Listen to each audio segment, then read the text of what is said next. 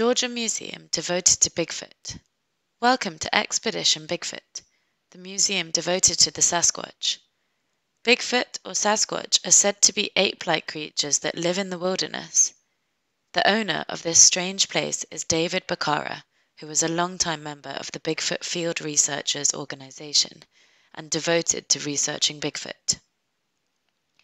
He also served in the Navy, drove trucks, and worked at a bar before he and his wife Melinda opened the museum in 2016.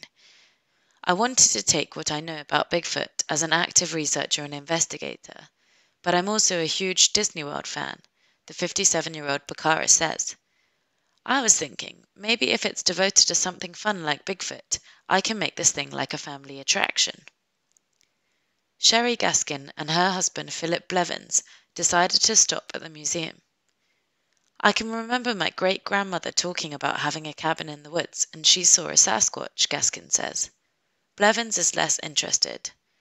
If it was up to me, he says, I'd already be down the road.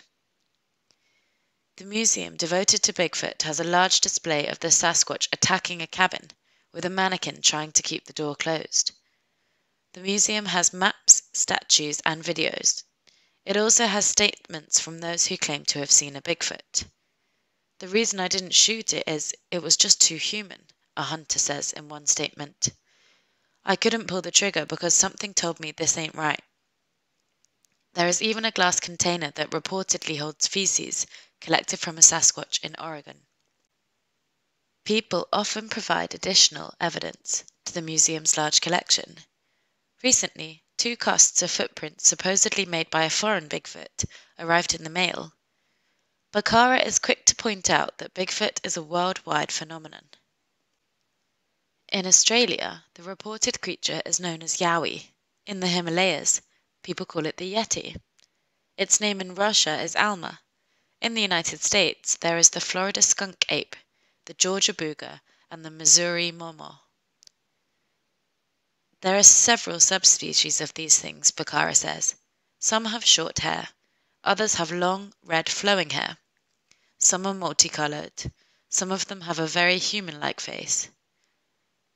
Bacara says he has seen 2 of the beasts himself. He knows he will never persuade all people, probably not even most people, of Bigfoot's existence, but he is fine with that. Does everybody need to know everything? Bacara asks. No, it's best they don't know. There are doubters, of course. One person signed the guestbook as Bigfoot, listing his home as the woods. But Bacara says most visitors treat the museum with respect, at least while they are there.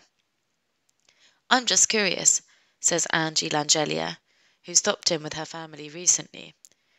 She added that she has seen nothing that made her believe in Bigfoot's existence, but obviously a lot of people have seen a lot of things that have convinced them.